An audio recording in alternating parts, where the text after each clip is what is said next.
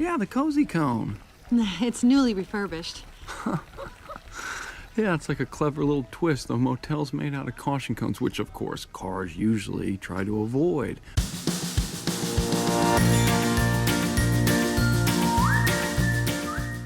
Hi there, and welcome to Baseball by Design. I am SportsLogos.net minor league baseball correspondent Paul Caputo, broadcasting live, as always, from the Sunday Helmet Hall of Fame in my basement in Fort Collins, Colorado. This is a jam-packed episode about the Single-A Inland Empire 66ers who play in San Bernardino, California. I'll be speaking later on in this episode with Jason Klein of the design firm Brandiose. I will be speaking with Baseballpalooza road trip co-founder Jeremy Soule, who lives at the terminus of Route 66 in Santa Monica, California. We'll have a cameo from Patrick Noote of BaseballMapper.com talking about all the teams you can find on Route 66. And of course, Dan Simon of Studio Simon will be here with another Studio Simon Stumper. Right now, I'm very happy to be joined by Joe Hudson, who is the longtime general manager of the 66ers. Joe and I first spoke way back in 2014 for an article that I wrote for sportslogos.net about the logo and the nickname. At that time, the team had just changed to the branding that they're currently using, designed by Brandiose. Joe Hudson, how are you doing? It's good to see you again. That's great. I'm doing well. Good to see you too, Paul. I can't believe it's been almost a decade since we first talked about this brand. It's it was brand new. It was this fresh new thing out of Brandiose, and here it is now. It seems like one of the well-established brands in minor league baseball right now is your swinging mechanic, and the Route 66 based theme, or the Route 66 based brand that you have. I'll just ask you, why is a team in San Bernardino, California, called the Inland Empire 66ers? Yeah, well, I mean, if you know anything about the Route 66 legacy and the heritage of it, San Bernardino is one of the main premier stops. So much of the history in the San Bernardino area has Route 66 kind of ingrained in it. And for years, I mean, probably a couple of decades, when the Route 66 stops were going on, there was still a huge celebration here in downtown San Bernardino. 500,000 people would come in over the weekend and just, look at those old cars and the nostalgia of what Route 66 was all about. So, Route 66 goes through 8 states. Obviously, California is, depending on how you think of it, where it either begins or ends. I think of it ending in Santa Monica, right there on the Santa Monica Pier. Yeah. But it goes through Illinois, Missouri, Kansas, Oklahoma, Texas, New Mexico, Arizona, and then obviously California. What is it about San Bernardino that is so specific to Route 66? Because I think of all those other places, and I don't necessarily go, oh yeah, Route 66. Yeah, I mean, I think that's a great question. It goes beyond just the fact that downtown San Bernardino had this major rendezvous for a number of decades until 2008, when the financial collapse kind of affected city budgets. But I think just the idea of muscle cars, the idea of that old American feeling with blue collar, right? Like that's kind of the idea that you feel out of Route 66, and that's really a lot of what the Inland Empire was built off of, was blue collar workers. You're obviously going to have a different demographic, a different clientele here than you're going to have in Santa Monica. Right. Right. I know it starts in Santa Monica, but I'm not sure everybody looks at Santa Monica like, oh, hey, that screams Route 66. Yeah. And I think that just comes back to what this community is about. It's it's a strong blue collar community that I think still really, I guess, they encompass what that old Route 66 vibe was all about. You were with the team in 2001, or initially. Your first stint with the team was in 2001 as a part-timer in high school. They were the San Bernardino Stampede. They switched in 2003 to become the 66ers. And then they had a logo that was essentially like a highway sign, and it just said, and it said 66ers on it.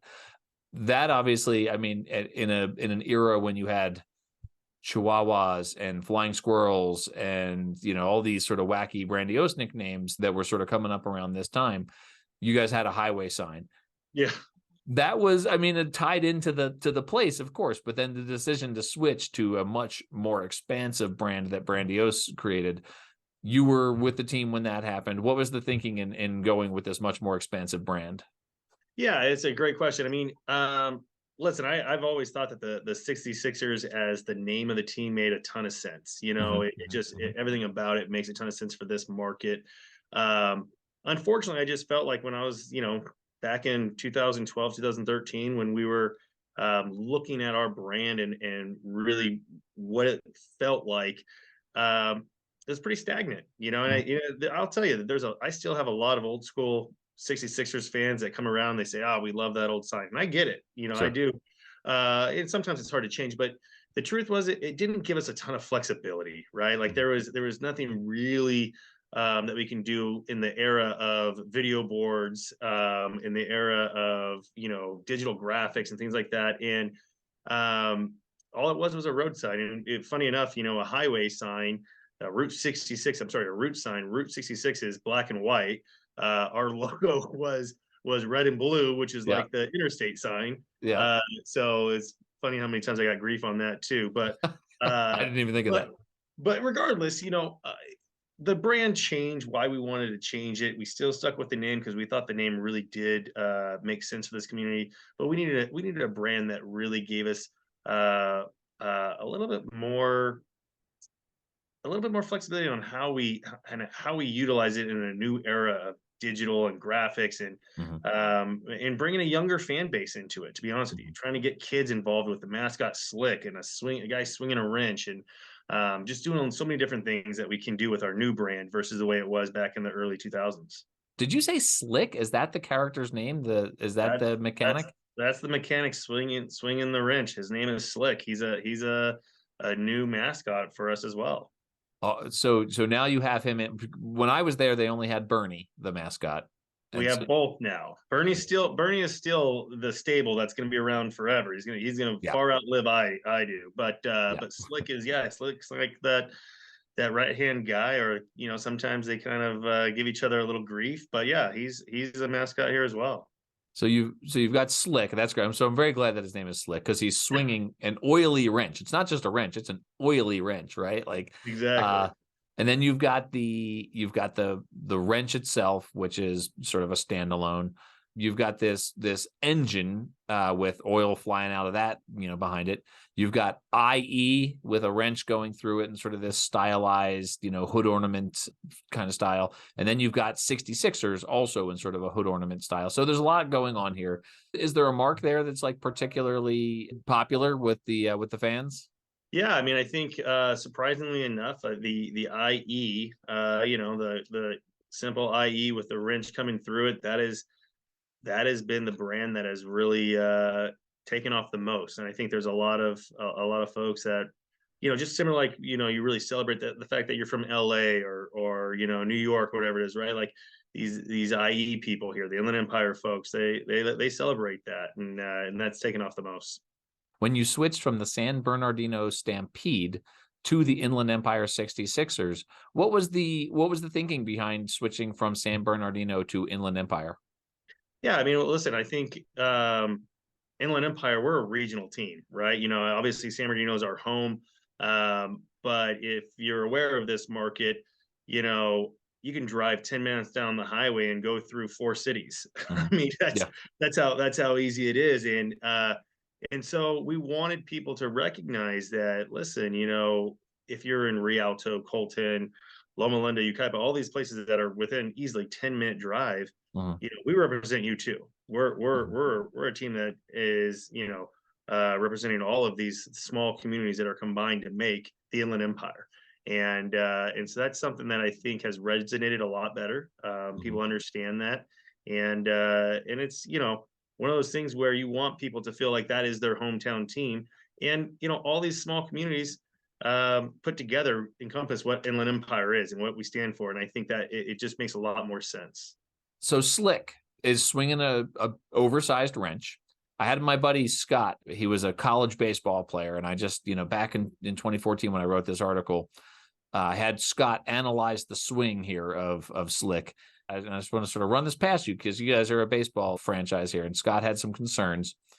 He said that the mechanic's hip rotation and his forearm rotation are good, but that was about it for the positives. He said the biggest concern was his head. He's looking in the direction of the shortstop. And he said to see Adam Jones's head on any outside slider for reference. He's an Orioles fan, so circa 2014 Adam Jones reference. But he was concerned that the mechanic's front foot should be flat on the ground and that he's off balance. He said an inside pitch would tie him up. And then finally, he said the gritting teeth are a sign of overall tension and that the face muscles are not conducive to a loose, fast swing. So do you have any concerns here about Slick's actual baseball form? Is it okay for a mascot not to have the best swing on the team? Listen, I'm assuming he swung and missed in general because he's using a big wrench. But I think That's a good point. I think all of those are fantastic points that he should maybe Brandiose should consult him on the swing design on the next one. Well, there's a lot going on here that I might bring this up with Jason too, because another point that Scott made was that Slick has big bushy eyebrows that might interfere with his vision. And so maybe he's got to trim his eyebrows back a little bit too. Yeah, so. You work on that too. Yeah. And then he also said, so Scott Mealy will be glad to know that I'm running down all these points here, that maybe Slick should work out on leg day too. He shouldn't skip leg day quite so much because he seems to be all upper body strength. Well, listen, I'm assuming as a mechanic, you're using different muscles as a mechanic than you are as a baseball player, I did put you on the spot on that. I appreciate you being a good sport about that, but none of these swinging logos really have the best form in the world. So I think it's more about the artistic integrity of the logo than it is about the swing itself. I'm sure that's what they're going. I'm sure they're going for the face to be involved in it, the whole bit, but that's funny. The association of Route 66 with, sort of sports cars, the muscle cars, as you said, the idea of the mechanics. I have an association with the movie Cars. Does that come up a lot? I mean, I even think of like San Bernardino has the Wigwam Hotel there that the traffic cone hotel in the movie right. Cars was based on. Does that connection come up at all when people, when new fans are learning about the team? I've never necessarily heard that. I mean, I'm sure from a kid's perspective that might come up a little bit, but, it's certainly not something I've heard. I think, a lot of times, to be honest with you, when we get the questions on it, we've got to kind of get them to understand when it's new fans what Route 66 was about and, why we're called the 66ers. If you're from out of town or if you're not from this area and you might just start catching baseball, you're like, why are you guys the 66ers? What does that mean?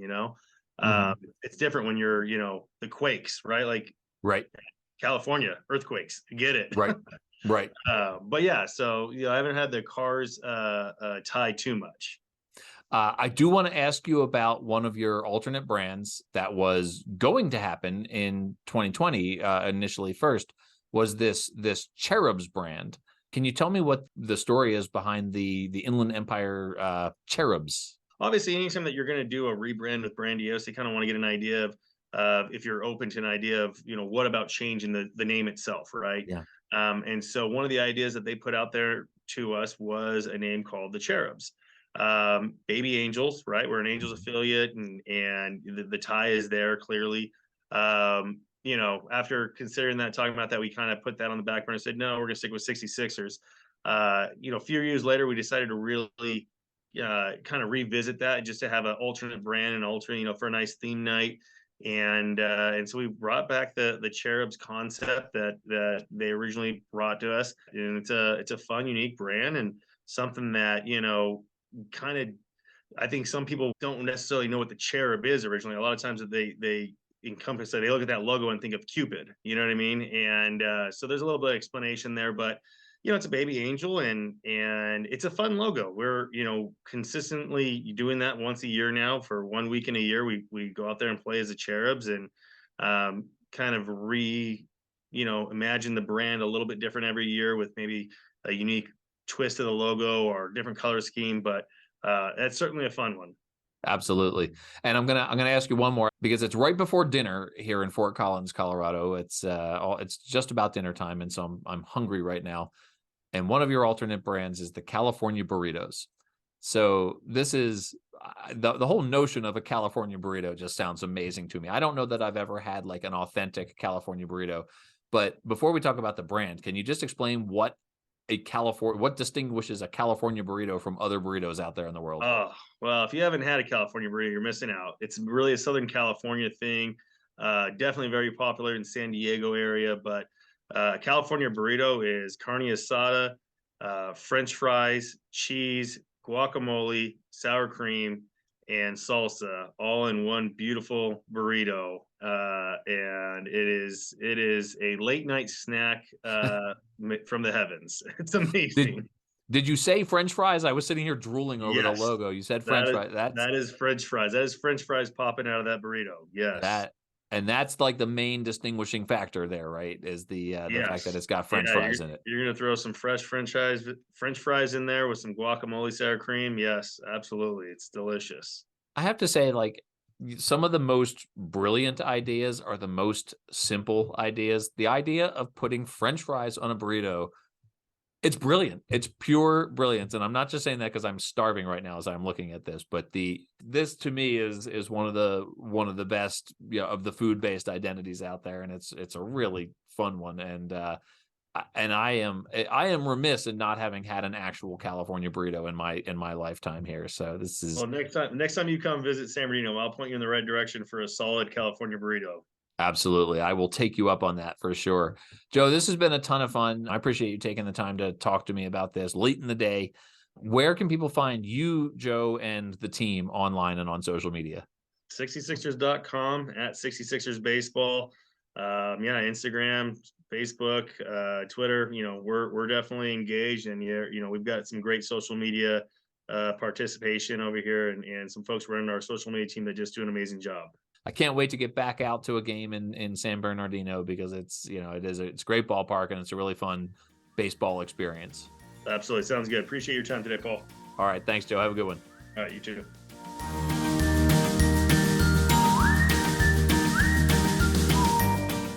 All right, everyone. I am very happy right now to be welcoming back to the program friend of Baseball by Design, friend of Paul Caputo, Jason Klein of Brandiose. How are you, Jason? We did it. We're here. We did it. We're back. 2014 was a big year for you guys. I know you had a handful of brands go up that year, not the least of which was the El Paso Chihuahuas, which I know was the steepest J curve. We've talked about the J curve a number of times. That was the steepest J curve you've said in the past. This one, the Inland Empire 66ers, they had a highway sign. They had like a literal like Route 66 sign as their logo. And you guys, you took that and you went full, lively, awesome, fun, suite of like 7 or 8 alternate identities, and then a brand founded around a mechanic swinging a wrench like a baseball bat. Yeah. But what was obviously went from a pretty conservative brand to one that had, just a whole sort of narrative, a whole storyline with the auto parts and the hood ornament and the wrench and the mechanic himself. What was the thinking in crafting this brand for Inland Empire? So the logo they had was, it was like the Route 66 sign in red, white, and blue. And there wasn't like a lot you could do with it. Right. It was sort of just like, that was the punchline.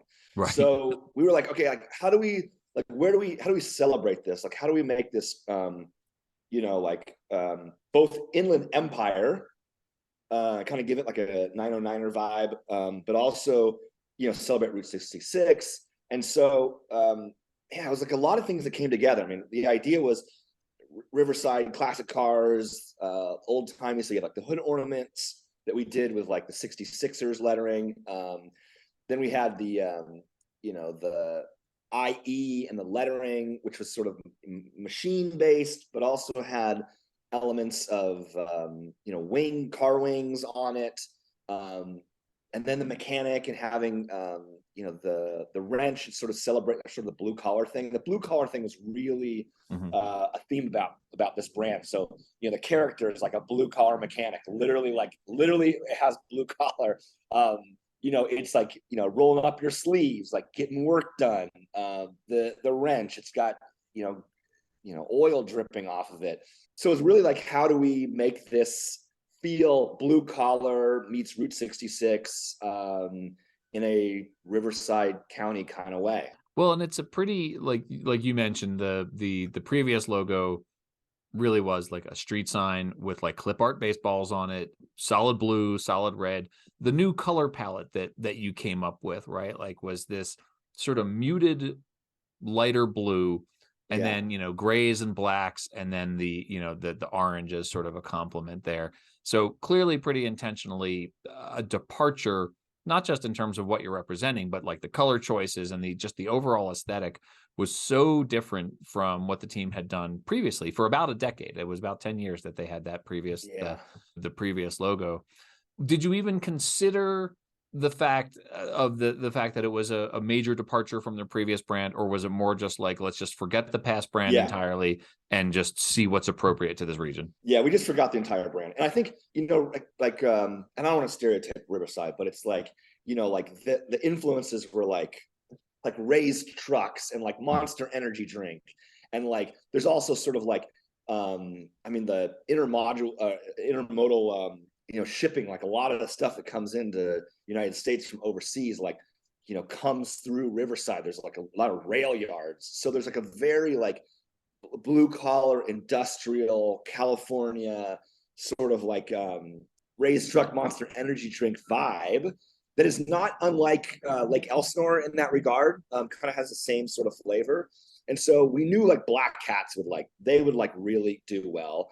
We knew we want to do the blue collar, so it's like, all right, well, let's do something a little bit different than the royal blue they had before. So now you have black and you have light blue that's powder blue, and then the orange allowed us this like sort of energy electric pop that made it cool. And then the graphite was, I think this is the first time that we used metallic graphite for a team identity. You used silver, but then you start looking through, and there's always that. The new era swatch, there's always like that one thread that like, yeah, man, I wonder if we could use metallic blue or metallic red at some point. Right. And graphite really came into, sort of play. It's like, wow. So that was an opportunity to sort of give it a little bit of mood, but also pay homage to the chrome and the car culture and that sort of thing. Sure. So I want to talk about the character himself here. Yeah. People, we've had this conversation before. You and I have talked about the characters swinging things that are relevant to the brand itself. People associate it with Brandiose, but every designer does this. Every designer has, a mascot or a character swinging something, right? So it's common in baseball branding. I'm curious to know from you, because it's something, you've done in some of your other brands as well. When you are illustrating a character swinging, how do you model that? Does Casey stand there with a bat and a mirror? Or are you guys, what are you doing when you're illustrating what someone's swinging a bat like this? I don't know. That's a good question. That's a question for Casey. I don't think we did when we did the Diamond Jacks the first year, we did have a buddy of ours come over and just sort of pose, and I think we threw some like lighting up on them, some floodlights to get some shadows. But no, we just go at it. And I think, the characters are such a part of, or swinging characters are such a part of baseball lore. Like I remember, there was like a sort of heyday, which is like, oh man, the Brandiose guys doing their swinging character. And I remember, I think I threw up on social media, there was like it was like the 50 major league swinging characters that had existed before we were born, right? So it was like the Red Sox had a swinging character. It's at one point. I think the Cleveland Indians at the time had, or in yesteryear had a swinging character, swinging Friar. The Brewers had a swinging character. There's just like so many swinging characters through history that it became. I think it was its own trope in a way, like that existed in Major League Baseball, and sort of in the fun, like tongue-in-cheek minor league baseball, not taking ourselves so seriously. Let's like bring that narrative into minor league baseball and sort of perpetuate it. So I didn't, it wasn't like it's not like it was like rinse and repeat. It was like, no, this is a funny thing that exists in the last 100 years. Let's keep bringing it into minor league baseball. And like, and then it became its own thing, I guess. Well, and I think that the sort of fun minor league baseball thing about it is to, to introduce the different things that they're swinging, right? Like to have Sasquatch swinging the pine tree for the Emeralds, to have the Chihuahua swinging a bone for, El Paso. So I think that that's a definite sort of fun, addition to the trope in minor league baseball. Yeah, and they also have different significances and different hierarchies. So, for example, like here it is definitely like primary. It's literally like says primary logo. The character is the primary. Whereas, say, Eugene, the swinging tree, or it's definitely a secondary or even a tertiary version. Right. So it's not a primary. Then you have elements like El Paso, where it's an homage to the San Diego Padres because they're a Padres affiliate. And so it's a sleeve patch because it's, its role is to sort of nod to the affiliate. So there are all the different purposes and hierarchies for when they're used, why they're used. And a lot of times, it's the club saying, hey, can we have our own version of the swinging whatever? Because we think it would be fun. I know that Brandiose, you and Casey, you'll go to the actual site and you'll be in the town. You'll be there for a few days. Did you do that in San Bernardino? We did, man. It was fun. Went to a game.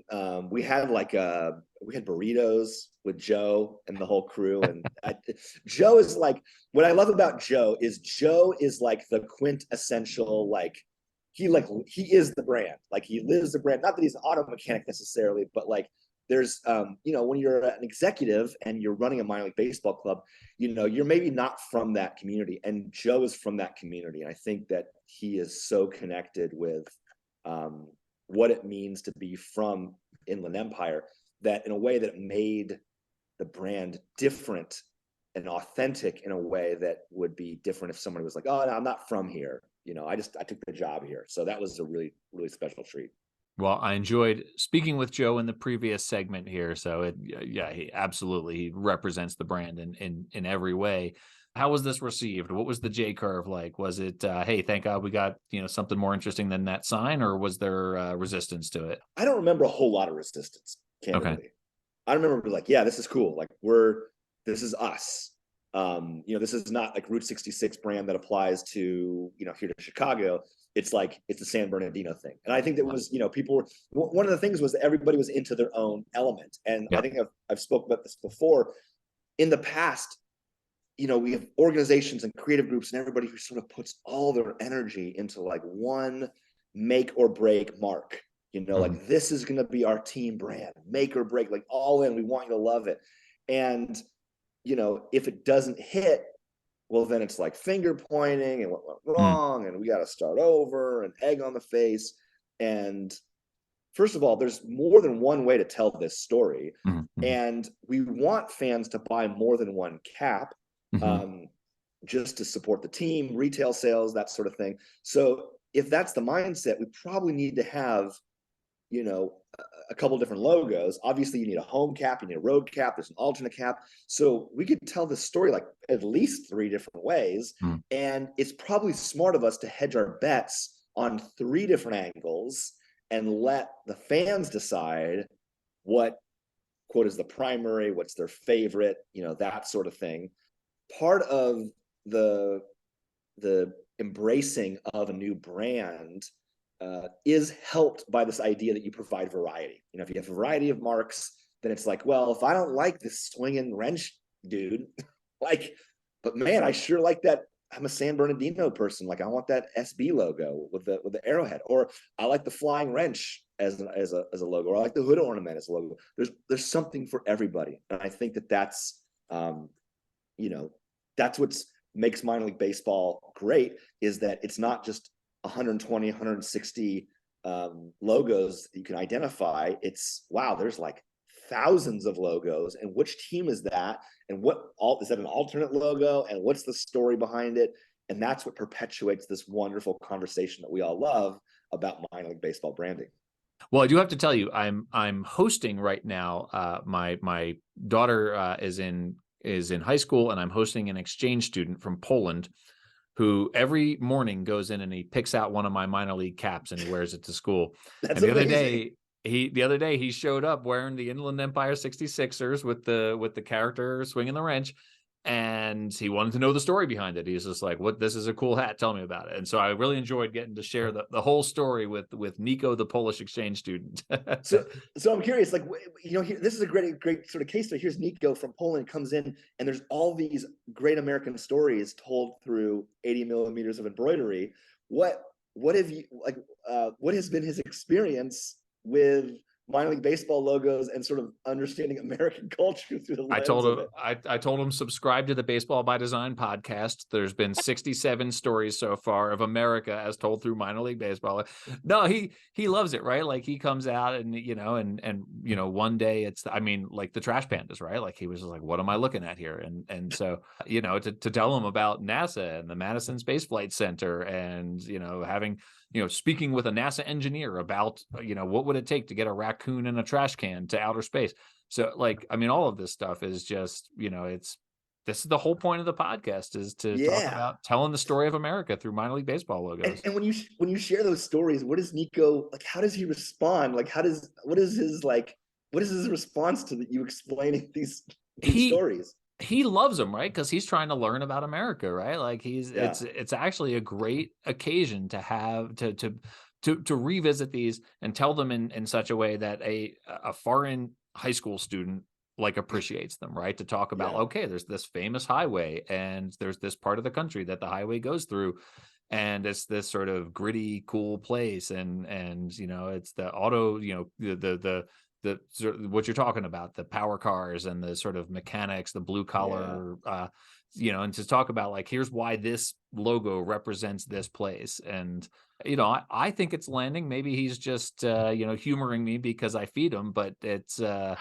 don't know. It's, to me, it's such a great mechanism for telling the story of America. So he's like, he goes back to Poland. He's like, man, America is so weird. It's so weird. They've got hats for all these weird things, and people wear these hats. It's amazing. I love though. Like, it's very often he just goes in and picks one just based on the color, right? Like, he's like, this one matches today, or sometimes he just, because he likes the logo. And that's so fun. I love that. It's an aspect of hosting an exchange student that I was not expecting to to have happen. So, listeners, if you are interested in hosting an exchange student to teach them about America through 80 millimeters of embroidery, Paul Caputo is your guy. That's going to be my new promo right there. That's Jason Klein endorses Baseball by Design. Jason, this is always so much fun. I appreciate you hopping on with me again. Great to get you back on the podcast. I know we always talk about, like, where can people find you? It's always Brandiose. It's Brandiose everything, all the socials, online. Yeah. That's where folks can find you. Can't wait to see some of the alternate brands that we have coming up. There's a lot. Oh my gosh, there's a lot of alternate stuff coming out in the next couple months. I am going to be super busy writing about these on sportslogos.net. Yeah, and the great thing about all the theme night stuff is, if you have Polish foreign exchange students that are confused by regular brands, you can really mess them up by explaining theme nights to them. That is a great challenge. I can't wait to tell them about all of the theme nights. Thank you, Jason. My pleasure.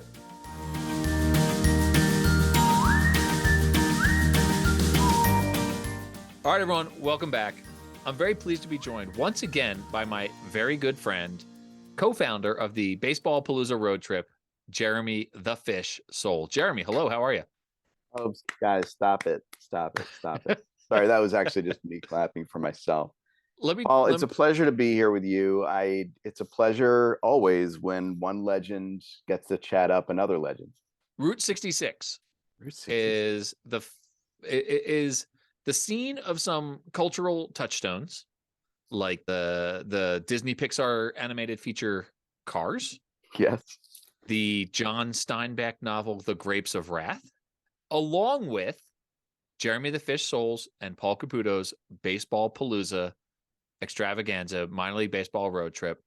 The first ever is our adventure in 2014, where we got to go see 4 minor league baseball games in 4 days. And I remember having this conversation previously on this podcast, on the road trip episode, about how it surprised us after the fact that people, when we posted about this on social media, that people were like, hey, why weren't we invited to that? Like, it didn't occur to us that, loading up in your Prius for 4 days and going to Lake Elsinore and Bakersfield and Rancho Cucamonga and then San Bernardino for 4 minor league baseball games, that like people would be like, oh, how come you didn't take us with you? We just thought we were the only 2 people crazy enough to do that. That's right. I would say like the dream started there. I have many thoughts on this because this is crazy, Paul. We're approaching the 10-year anniversary. Ooh, and I know you've thought about this. Of course. You were once featured on which popular morning news program about your hypermiling? I'm glad you asked. I was featured on both the Today Show and CBS Evening News with Katie Couric at the time. So you are not sweating it when it comes to your hypermiling credentials. I am not. All you got to do is have like a gas spike, and then different publications will hit me up because they've seen tips and tricks for hypermiling from 2007 online, and they will find me. Not only are you a co-founder of Baseballpalooza, and did we hit San Bernardino to go to an Inland Empire 66ers game, but you live in the terminus of Route 66. You live in Santa Monica, California. If you were to start driving in Chicago, go through all the cities where Route 66 goes, and then keep driving, when you hit Santa Monica, you'd be in the Pacific Ocean because that's where Route 66 ends. Yeah, you would launch off the Santa Monica Pier, I believe. Right past all the roller coasters and the guys selling $10 fruit cups and right into the ocean. So living in Santa Monica, 0.3 of a mile from the ocean itself, where you walk your large German Shepherd dogs, how much of a factor is that for you, like in your life, the fact that Route 66 ends there? How much is that a part of Santa Monica's identity? There's a couple signs. I'll tell you that. There's a couple signs. And I think by the time you get to like on, I believe Colorado Avenue is where it officially like ends and goes directly into the pier, there's like some awareness of it. But I think much like Cars, like the movie Cars, the Pixar movie you mentioned, tried to instill on us, like there's not much like recollection or use for that anymore, but it does kind of feel, as you and I drove that small stretch of it, we did, there is kind of a bit of old timiness to it that is kind of interesting. And man, you're just giving me an idea. What about the Route 66 Baseballpalooza? How many minor league teams could you do as an offshoot of, how close could you get? Like I am going to go back and look at the map. I'm going to drop it in after the fact. I'm going to go look at this, and I'm going to list the minor league baseball teams that exist on Route 66. All right, everyone. This is Paul checking in from the future as promised, but it's not just Paul. I am here with my friend Patrick Noote of Baseball Mapper, because who is better to talk about making a baseball road trip out of Route 66 than Patrick Noote of baseballmapper.com, the definitive internet resource for mapping your baseball road trips. Patrick, how are you? Thank you for being here. Oh, thanks for having me, buddy. I am just your guy with a map. This was an amazing project to map this out and see which teams fall along historic Route 66. I'm gonna hand you the reins here because there's a bunch of them, Patrick. Let's hear it. What would a Route 66 Baseballpalooza look like? First of all, Paul, this would be an amazing trip. I'm looking at a solid 18 teams covering 9 different leagues on this trip. Now, is there going to be some Major League Baseball? Of course. We've got to get the 2 Chicago teams, which is right about at the starting point, just miles away from the beginning point of Route 66. You get both the Cubs and the Sox. But there's a little team called the Northern League, is one of the collegiate summer leagues, that there's actually the Chicago American Giants play in that league. A little summer college ball before we leave the city. The American Giants, that name sounds like it comes from the Negro Leagues. Is that like a tribute team to a Negro Leagues team? Not just the name, but the logo is identical from the Negro Leagues. It's a nice way to honor the Negro Leagues. Okay, so we're not even out of Chicago yet, and we've got 3 games already. Yeah, I mean, it's a no-brainer. On our way out, we could stop in Joliet, which I know you've also done a show on in the past, too, with the Slammers. The Slammers, a great Dan Simon logo. Love that one, absolutely. As we're making our way through Illinois, I mean, this is actually where the bulk of the teams are. In a different league, you've got the normal Corn Belters, one of our Prospect League teams. And it's not the last one we're going to see. You could also stop in Springfield. Only a couple hours away out of Chicago. You stop in Springfield to catch the newly rebranded Lucky Horseshoes. This is one of two Springfields on the route here, by the way, that has a baseball team. I mean, it's a little bit of a tease, Paul, but yeah, absolutely. There are two Springfields on this trip. I'm not. All right. So spoiler alert. There are 6 teams in Illinois, and that is, like I said, the most. But then you make your way to Missouri. You could catch a Cardinals game there. But there's another Frontier League team, the Gateway Grizzlies, is also just outside of St. Louis. Is on our stop on Route 66 too. The Gateway Grizzlies. That's the gateway to the west, I guess. So now we're heading to the west on Route 66. Absolutely. And then, of course, the Springfield Cardinals. So we're in Springfield, Missouri. Okay. Second Springfield, as promised. All right. And that is also the first actual AA team that we come across in the Texas League. All right. Well, we're not even done in Missouri yet, are we?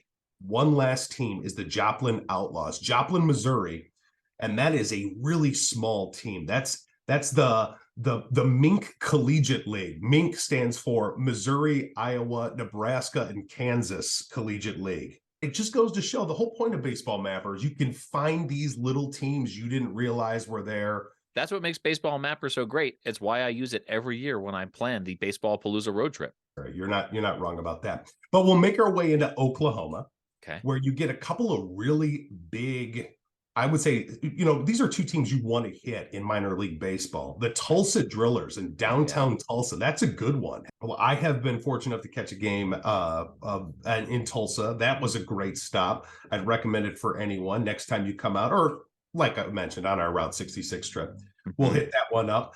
After that, make your way to the Oklahoma City Dodgers, which is now getting us into AAA ball. Beautiful ballpark in Bricktown in Oklahoma City. So we saw it at Baseballpalooza, stayed in a hotel out in the left field. There's nothing like waking up and looking out your hotel room into a minor league baseball field. It was what an uplifting way to start my day. I got to do that sometime. I cannot wait to stay at a ballpark hotel. That's on the list. But we leave Oklahoma and we make our one stop in Texas, in Amarillo, to catch the Sod Poodles, which that's a great brand too. Absolutely. So you're just on that little tippy top part of Texas before you make your way into New Mexico to get another league in Santa Fe, the Pecos League, the Santa Fe Fuego. So we have to asterisk this one here because this was the original Route 66 until 1937, and so the current Route 66 does not go through Santa Fe anymore, but the historic original Route 66 does or did, and so I think we have to hit the Santa Fe Fuego, if for no other reason than that awesome name. And for authenticity, like you said, we want to keep things authentic on this road trip. Heck yeah. And this is our shot at getting the Pecos League. So might as well get it there on the way to Albuquerque to stop at the Isotopes. What a classic. Oh my gosh.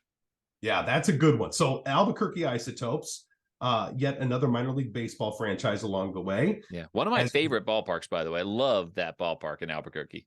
It looks so great. I know you've been there. That's a good one. One day we'll go there. We'll pick that up as well. And then I guess we have a lot of driving to do through Arizona. Yeah. That is the one state on our trip that does not have a team on Route 66. It's a little disappointing, but if you've driven that stretch of Route 66 in Arizona, you would there's nowhere really to put a baseball team. So we'll hit Arizona for other baseball reasons. Fair enough. Yeah. I can hold you to it. And then we make our way into California to finish up this trip, which gives us 3 teams. It's where you get your 4th and final major league team, right? With the LA Dodgers. So think about that. On Route 66, you get 4 major league teams. That's pretty amazing. Good. That is pretty good. Including 2 at the very beginning and 1 at the very end, basically. Right. Yeah. You can't beat it. It's a great way to round out the trip. Yeah. You also take in the Rancho Cucamonga Quake. Indeed. Nice ballpark. Of course, the Inland Empire 66ers. The Inland Empire 66ers, out of the 18 teams that you named on Route 66, the only one with a Route 66 themed identity. And that is a brand that just doesn't miss either. So That's really good. What a great brand. I can't wait to hear more about it on this very podcast. Patrick, this is why the Baseball Mapper website, baseballmapper.com, is such an invaluable resource. Thank you to you and to Corey. We're going to get back to Jeremy now, and we'll talk to you next time, and we'll see you at the ballpark. Sounds good. All right, we're back. That's some list of minor league baseball teams. I don't know because I haven't done it yet. This is still real time. Future Paul has not delivered this message to us yet. So when you and I went to this game, they had just switched from their logo that was basically like a highway sign to the logo that they're using now that has, their character swinging a wrench like a baseball bat. When we went to the Inland Empire 66ers game, they had cheerleaders there. And we thought we were being clever, and we got a couple of the cheerleaders to go on camera for our blog, Bloggers to be named later, and say for us, Bloggers to be named later is our favorite sports blog. I'm going to drop that audio in here right now. Bloggers to be named later is our favorite sports blog. I had never seen cheerleaders at a baseball game, I don't think. Have you seen cheerleaders at a baseball game before or since? Okay. Not in the States, for sure. Yeah. I remember us being really confused when it happened. Yeah. Not just because we had never seen it, but it seems a peculiar thing to layer atop baseball. But then you think of the other sports and it's like, well, A, why not? And B, where did cheerleaders come from? It's like very interesting. It's like, hey, you're not rooting hard enough. Here are these people. What was your recollection of the cheerleaders at the baseball game? Well, here's the thing. As a baseball snob, I had always said to people like, you can tell baseball's the best sport because the other sports all need cheerleaders to distract them. And then we're at a baseball game and there's cheerleaders. And I was just like, oh, well, I don't know. That's kind of fun, I guess. Since we have been to that game, the 66ers have introduced a new alternate identity, part of the food frenzy in minor league baseball. And they have as a Californian, as a resident Californian, you may appreciate this. They have an identity based on the California burrito. Is the California burrito? I love burrito? This. I did not know this. I love it. I love burritos so much. There was a time in, I think, 2017 where I ate burritos, I think it's 7 consecutive meals. And I texted a friend asking if you can die doing that. But I can't wait to see this logo. This is fantastic. It's a great logo. And there's potatoes in it, right? Like there's French fries in a California burrito. Is that what I understand? Look, I don't prefer that. Like I know that's a thing. I don't think you probably have this thought about cheesesteak. Like I don't think you need to like stuff every single thing in it. Kind of like a modern day Bloody Mary has got like, there's like a shrimp, 8 slices of bacon, a forklift. Like I don't know what else they put in these things, but I kind of like my burritos simple, but I think it's great.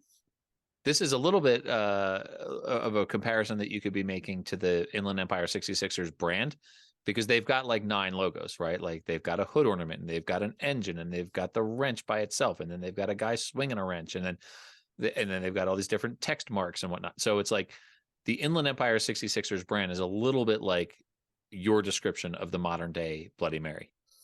I think so. Yeah, what about the guy swinging the wrench? Where does that rank on like things that are replacements for bats in logos for you? Jason Klein of Brandiose, we talked a little bit about the Brandiose's thing swinging a thing logos. And, the ones that I always call out as my favorites of that oeuvre are the Eugene Emeralds have the Sasquatch swinging an uprooted pine tree in the forests of Oregon. And the El Paso Chihuahuas have a Chihuahua swinging an oversized, a humorously oversized dog bone like a baseball bat. So those are kind of my favorites of the things swinging a thing over out of Brandiose. And excellent. This one, of course, is right there with it.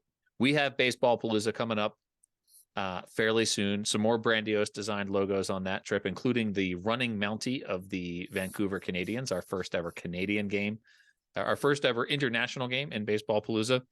It's going to be great. It's going to be epic. And 9 years into Baseballpalooza, this thing that we built. Back to the West Coast. Finally. I can't tell you how excited I am for this one. This is a region also of the country. I I don't think I've ever been to Washington before. Hmm. I've actually been to Vancouver, the Canadian Vancouver before, but I don't think I've never been to Seattle. Like, this is going to be just a blast for me. And man, first international team, only international team. So excited. Okay, quick trivia question for you here before we get to Dan Simon's Studio Simon Stumpers. Ooh. Baseballpalooza has been to 3 of the 4 time zones in the contiguous United States. I'll give you a hint. It's been to the Eastern time zone, the Central time zone, and the Pacific time zone. Trivia question: what is the last time zone that Baseballpalooza has not been to? Well, I'm not sure if San Juan is in the Atlantic time zone or not. I'd love to go there eventually, but I know you're trying to trap me by trying to admit that there is a mountain time zone, but there is no mountain time zone. It doesn't exist. Okay, you're correct. You got the answer correct. I thought I had you there for a moment. Jeremy Soule, co-founder of Baseballpalooza, long-time friend. One of these days, we're going to get on here and we're going to talk about the trip that we took in the year 2000, leaving Atlantic City at 1 a.m. to get to a game in Phoenix 40 hours later. That was an amazing trip. We'll talk about that. A classic. Yes, what a moment that was for us. And then, to have that trip land us at the bottom of the Grand Canyon and in Vegas, both firsts for me at the time. So amazing. Jeremy, thank you once again for joining me again on Baseballpalooza. I'm sure we'll talk again. Maybe we'll do some live recordings from our Pacific Northwest Baseballpalooza later this summer. Paul, I love it. Love the pod. I cannot wait to see you again in person soon, my friend. Holy crap. Thank you, Jeremy.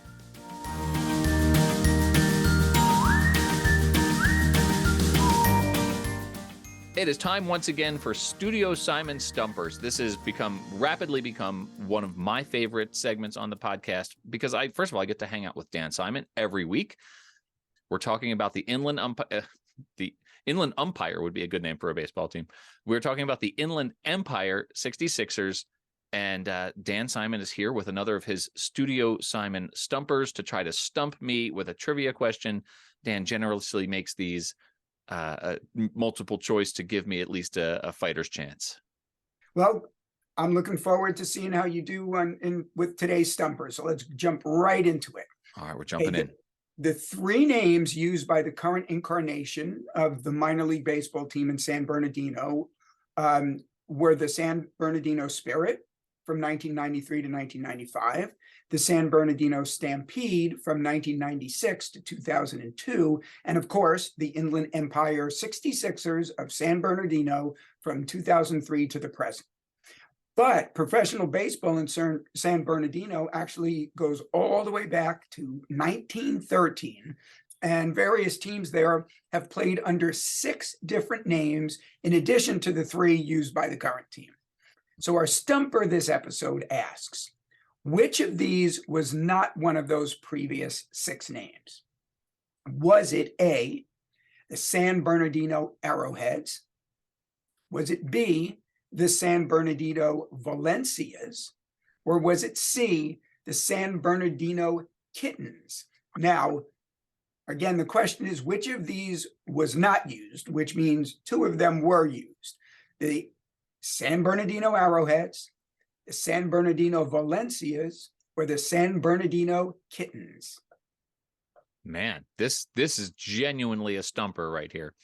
Kittens seems like the obvious choice for one that they would not have used. So I'm gonna discount Kittens because I'm just gonna say like there was like a 1902 team or something that used kittens, something like that. Which leaves me with Arrowheads and Valencias. My immediate reaction is to go to Arrowheads because I associate it with the stadium where a certain football team plays. Valencias I like. All right, Dan, I'm gonna go Arrowheads as the name that the team in San Bernardino has not used. Paul, I am quite amazed because your thinking is and has been spot on. I know you missed the initial Studio Simon Stumper question. Yeah, I was there for it. But you're not only getting you not only got this right, but your reasoning is great. The first thing you mentioned about the Kittens, perhaps being the name of I think you said a 1902, 1903 team. Yeah. Check this out. That was the first team. Kittens was indeed the name of a team, the first team ever in San Bernardino back in 1913. And they disbanded after just one season. Now, when I learned of this name, my first thought was, why Kittens? And I was figuring I'm not going to be able to. I did some research, and at first I couldn't find anything. There's not a lot of books written on the origin of names of minor league baseball teams in San Bernardino. So, but here's what I did find. There was a former professional Major League Baseball player who his Major League Baseball career amounted to 3 games for the Louisville Colonels in 1899.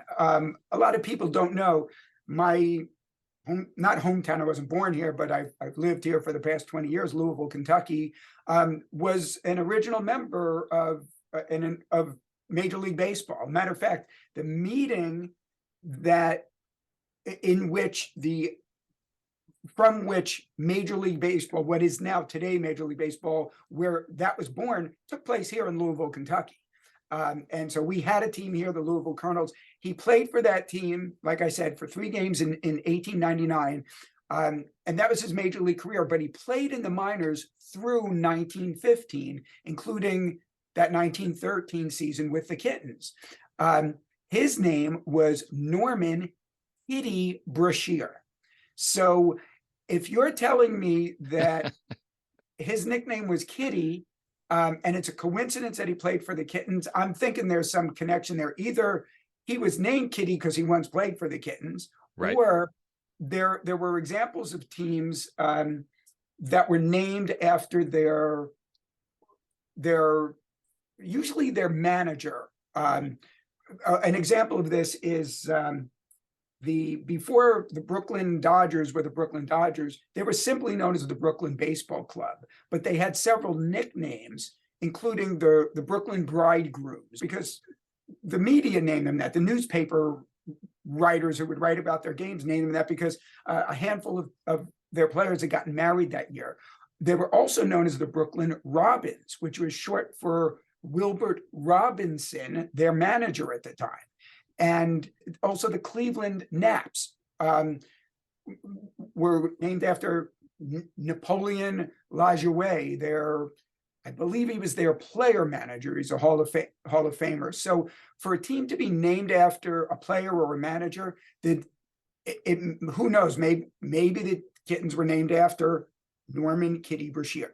I have to add to that, Dan, from my own alma mater, the Richmond Spiders. The Richmond Spiders name comes from a pitcher back in like the late 1800s who he was a tall, lanky pitcher whose name was Puss Ellison. That was his name. And so he was tall and lanky and had these long limbs, and he confused batters so much that a writer for the Richmond Times-Dispatch, which goes back way back, said he looked like a spider. And that's where the Richmond Spiders got their name. And I always thought as a student at the University of Richmond that if your mascot was going to be named for a guy whose name was Puss Ellison, that Spiders was probably the best you could hope for. Okay. There are always, it's interesting how these kind of things just come out in conversation. We're talking about the Inland Empire 66ers, and here we are talking about Kitty Brashear and Puss Ellison. So anyway, let's get back to your great reasoning here. The Valencias was also a name used by the team, but that did not come from San Bernardino. That came from the Anaheim Valencias, who moved to San Bernardino at midseason in 1948 and played the rest of that season as the San Bernardino Valencias. But then the team was then renamed the next year, the San Bernardino Pioneers, which another name used by the team. So that's where that came from. But Arrowheads would have made perfect sense because there is a huge arrowhead-shaped landmark on the side of a mountain. That when I say huge, that landmark is 1,375 feet by 449 feet, and it's visible from much of the San Bernardino Valley. It is, and it's a cultural icon there. Everyone there knows about that arrowhead. So that would have made a lot of sense for the name of the team, but wasn't used because I couldn't tell you why. Well, both of those last two answers felt like they could have been right and could have been wrong. It ended up being a coin flip after I eliminated kittens. That was a little bit of luck on my part. Once again, though, shows why this is America's third favorite podcast segment. Dan, thank you for joining again. This is so much fun. I'm enjoying this segment a ton, and we will see you next time on Studio Simon Stumpers. Okay, as always, I'm looking forward to it. Hope you have a great rest of your week.